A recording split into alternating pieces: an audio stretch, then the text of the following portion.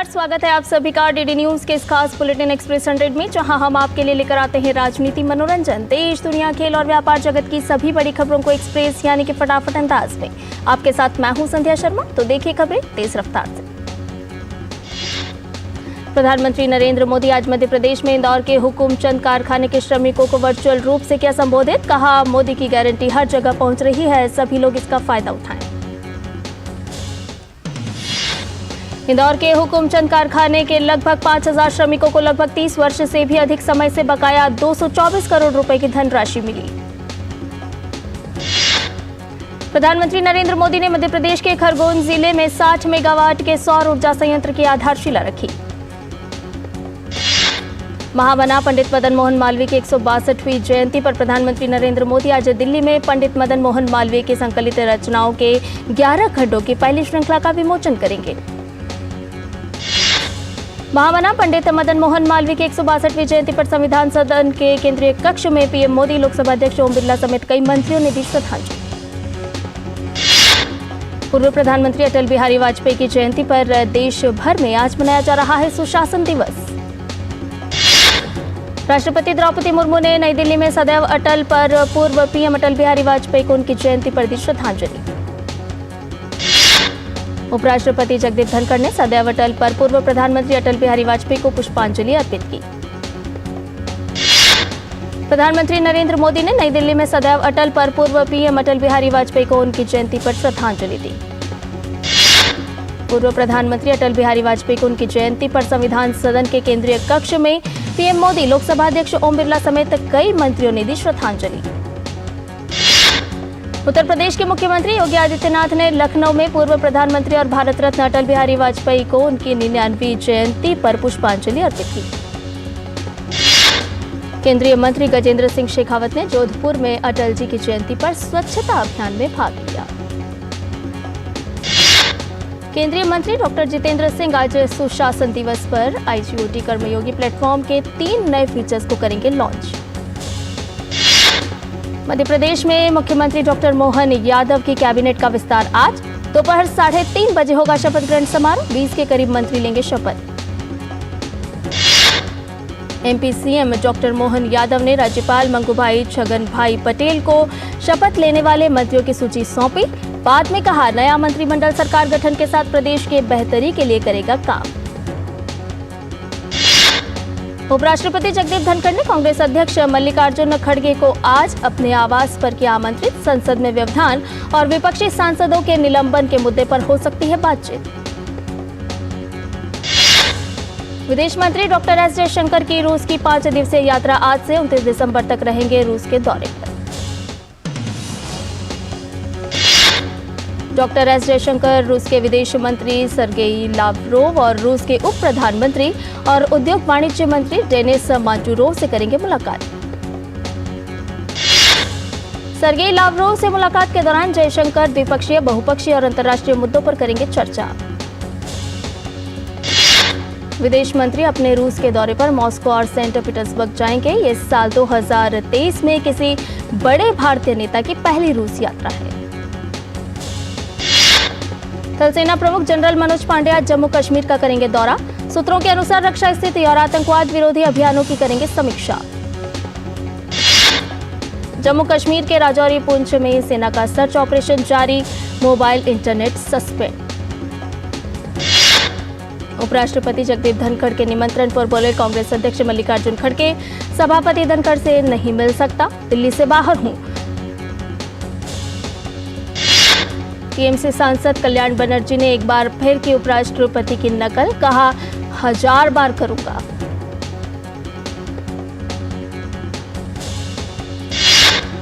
भाजपा प्रवक्ता शहजाद पूनावाला ने कहा, पूरी इंडिया अलायंस खासकर टीएमसी और राहुल गांधी कल्याण बनर्जी को दे रहा है बढ़ावा।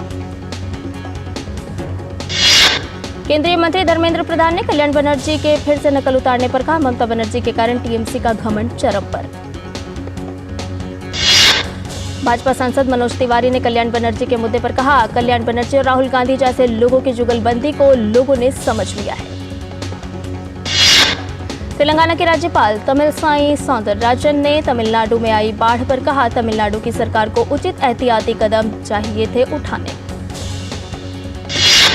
शिवसेना सांसद संजय राउत ने महाराष्ट्र में लोकसभा चुनाव में महाविकास आघाड़ी के 40 सीट जीतने का किया दावा। राजौरी आतंकी हमले में शहीद जवानों के पार्थिव शरीर देहरादून पहुंचे, उत्तराखंड सीएम धामी ने दी श्रद्धांजलि।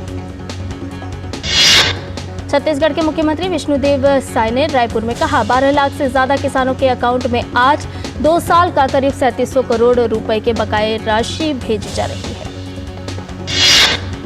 राजस्थान के मुख्यमंत्री भजनलाल शर्मा ने जयपुर के एसएमएस अस्पताल का औचक निरीक्षण किया। संस्कृति मंत्री मीनाक्षी लेखी आज तुलसी सदन पुस्तकालय के असम और कन्नड़ खंड का करेंगी उद्घाटन। उत्तर प्रदेश के मुख्यमंत्री योगी आदित्यनाथ आज बटेश्वर में 100 करोड़ रुपए की परियोजनाओं की करेंगे शुरुआत। भारतीय नौसेना के बेड़े में कल शामिल होगा stealth guided missile destroyer Imphal, रक्षा मंत्री राजनाथ सिंह रहेंगे मौजूद। उत्तराखंड में होगी इस बार शीतकालीन 4 धाम यात्रा, 27 दिसंबर से शंकराचार्य करेंगे शुरुआत।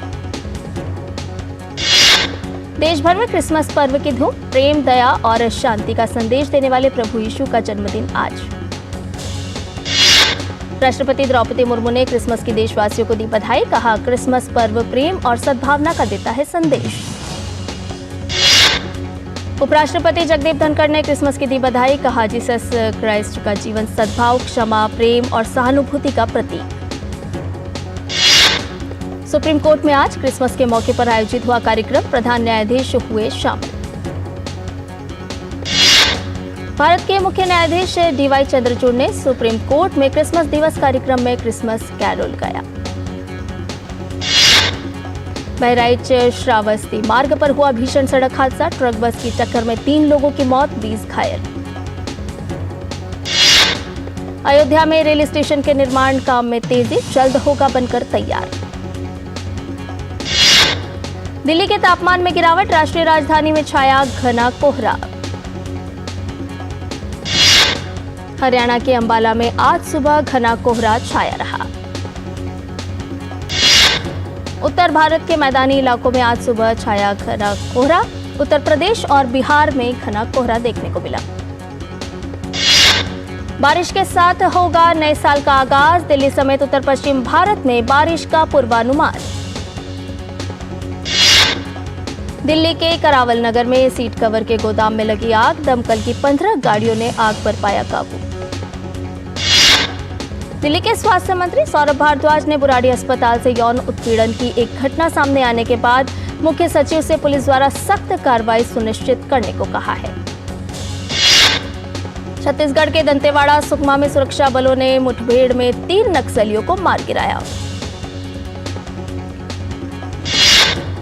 और बुलेटिन में फिलहाल रुक रहे एक छोटे से ब्रेक के लिए जल्द हाजिर होंगे। उत्तर से दक्षिण तक, पूर्व से पश्चिम तक, देश हो या दुनिया की खबर है तो पड़ताल जरूरी है।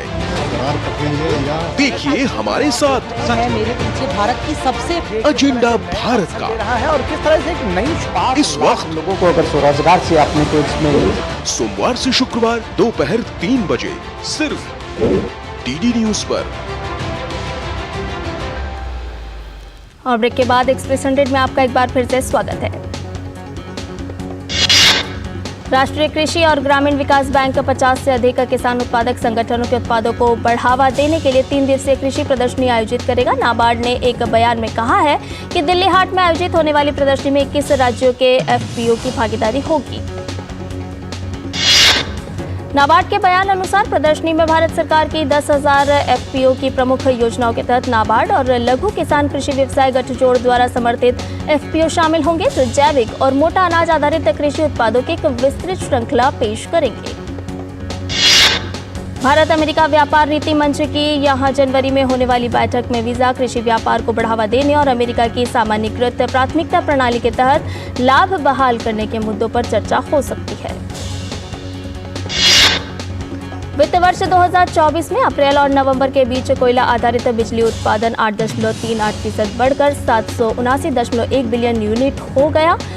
पिछले वर्ष की इसी अवधि के दौरान घरेलू कोयला आधारित बिजली उत्पादन 718.83 बिलियन यूनिट था।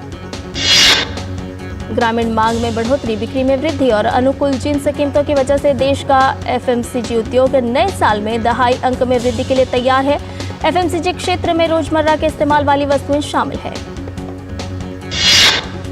मैरिको के प्रबंध निदेशक और मुख्य कार्यपालक अधिकारी सौगत गुप्ता ने कहा, हमें उम्मीद है कि अगले वित्त वर्ष में प्रवेश करने के साथ मांग में सुधार होगा।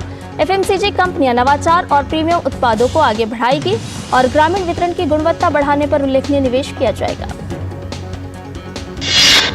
कंपनियों और सहकार्य स्थल परिचालकों की तरफ से मांग बढ़ने से 6 प्रमुख शहरों में अक्टूबर-दिसंबर की अवधि में कार्यस्थलों की मांग 92% तक बढ़ गई।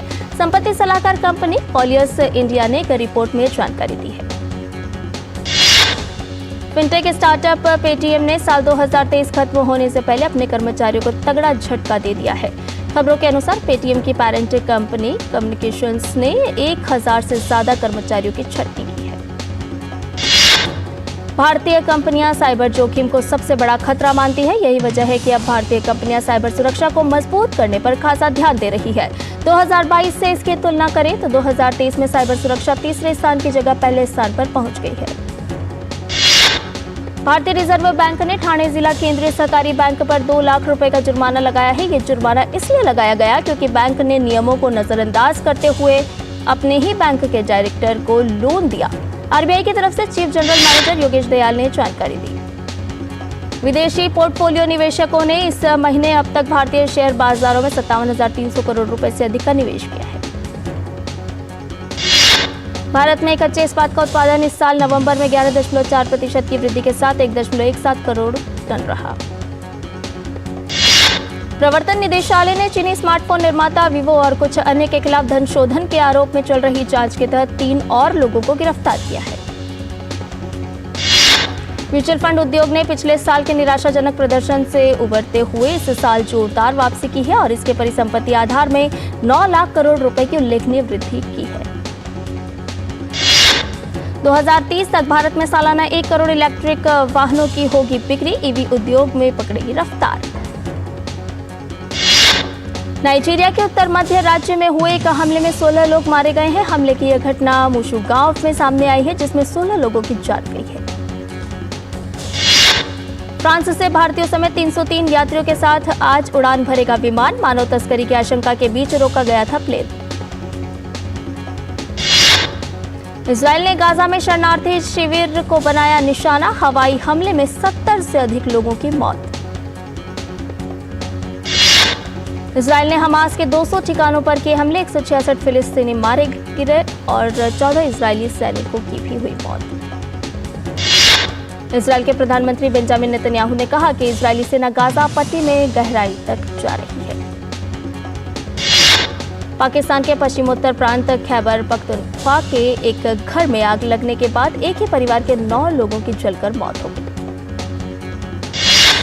पाकिस्तान चुनाव नामांकन की समय सीमा खत्म। अब 8 फरवरी को उम्मीदवारों की किस्मत का होगा फैसला। पाकिस्तान के पूर्व पीएम इमरान खान को नहीं मिली राहत। तोशाखाना मामले में सुप्रीम कोर्ट ने वापस लौटाई याचिका। अफगानिस्तान में बच्चों का हो रहा गंभीर उत्पीड़न, बुनियादी सेवाएं तक है पहुंच से दूर, यूएन रिपोर्ट का दावा। चीन के राष्ट्रपति जिनपिंग ने सीपीसी की बैठक में वरिष्ठ पदाधिकारियों को दी चेतावनी। कहा, परिवार को भ्रष्टाचार से रखें दूर। चीन की राजधानी बीजिंग में सर्दी का सितम जारी। कई हिस्सों में तापमान 40 डिग्री सेल्सियस पहुंचा। ताइवान में 1 लाख भारतीयों की नौकरी देने वाला दावा निकला फर्जी। श्रम मंत्री ने बताया चुनावी हथकंडा। सर्बिया में प्रदर्शनकारियों ने 1 सप्ताह पहले संसदीय और स्थानीय चुनाव को रद्द करने की मांग करते हुए बेलग्रेड सिटी हॉल पर पथराव किया। तुर्की के वायुसेना ने उत्तरी इराक सीरिया में हवाई हमले किए और प्रतिबंधित कुर्दिस्तान वर्कर्स पार्टी के 29 ठिकानों को नष्ट कर दिया। लाल सागर में बढ़ते तनाव के बीच ईरान की नौसेना ने नई क्रूज मिसाइलों का प्रदर्शन किया। क्रिसमस की पूर्व संध्या पर पोप फ्रांसिस ने गाजा में चल रहे संघर्ष को लेकर अफसोस जताया। इंडोनेशिया के जकार्ता में निकेल संयंत्र में धमाके से 13 लोगों की मौत, 46 श्रमिक गंभीर रूप से घायल। भारतीय कुश्ती संघ के पूर्व अध्यक्ष ब्रजभूषण सिंह ने कहा कि मैं जब भी अमित शाह से मिलूंगा तो कुश्ती महासंघ के बारे में चर्चा नहीं करूंगा। खेल मंत्रालय ने भारतीय ओलंपिक संघ से भारतीय कुश्ती संघ का कामकाज देखने के लिए एक एडहॉक कमेटी बनाने को कहा है। खेल मंत्रालय ने आईओए को लिखे अपनी चिट्ठी में कहा है कि वो राष्ट्रीय खेल विकास संहिता 2011 के मुताबिक कुश्ती संघ के कामकाज को चलाए और डब्ल्यूएफआई का अंतरिम कामकाज संभाले।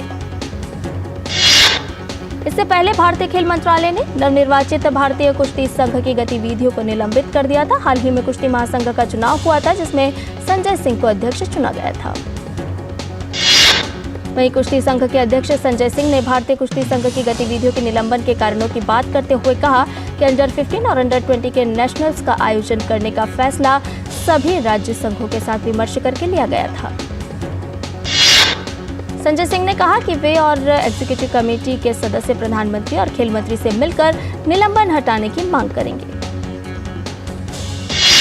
केंद्रीय खेल मंत्री अनुराग सिंह ठाकुर ने ऑस्ट्रेलिया के खिलाफ पहला टेस्ट जीतने पर भारतीय महिला क्रिकेट टीम को बधाई दी है। उन्होंने एक्स पर पोस्ट में लिखा कि टीम आगे भी ऊंचाइयों को छूती रहे और देश का गौरव बढ़ाती रहे। चिराग सेन ने दूसरी वरीयता के किरण जॉर्ज को सेमीफाइनल में हराकर 85वीं राष्ट्रीय सीनियर बैडमिंटन चैंपियनशिप के पुरुष एकल के फाइनल में प्रवेश कर लिया है। टंकी फिल्म का आज राष्ट्रपति भवन में स्पेशल स्क्रीनिंग का आयोजन किया जाएगा। एक्टर अरबाज खान ने गर्लफ्रेंड शूरा खान संग निकाह किया। अपनी बहन अर्पिता खान के घर पर रस्में निभाई। अरबाज खान और शूरा खान की शादी में जमकर नाचे सलमान खान। सालार का 3 दिन का box office collection 200 crore club में प्रवेश करने के लिए तैयार है। शाहरुख खान की फिल्म डंकी ने रिलीज होने के बाद चौथे दिन सबसे अधिक कमाई की है। इस फिल्म का आंकड़ा 100 करोड़ के पार छू गया है। बिग बॉस 17 में ईशा मालवी के फैसले पर भड़के नील भट्ट, ऐश्वर्या के बेघर होते ही हुई जमकर लड़ाई। अभिनेत्री शेफाली शाह की फिल्म 3 ऑफ अस ने 29 दिसंबर को नेटफ्लिक्स पर होगी स्ट्रीम। अजय देवगन की फिल्म सिंघम 3 सेट पर हादसा हो गया, जिसके बाद इसकी शूटिंग को रद्द कर दिया गया है। परिणीति चोपड़ा पति राघव चड्ढा के साथ लंदन में मना रही हैं क्रिसमस। महेश भट्ट ने भारत के 13 प्रमुख सिखों के जीवन पर टॉक शो की मेजबानी की। और एक्सप्रेस न्यूज में फिलहाल इतना ही। हमें दीजिए इजाजत, लेकिन डीडी न्यूज पर खबरों का सिलसिला लगातार जारी है।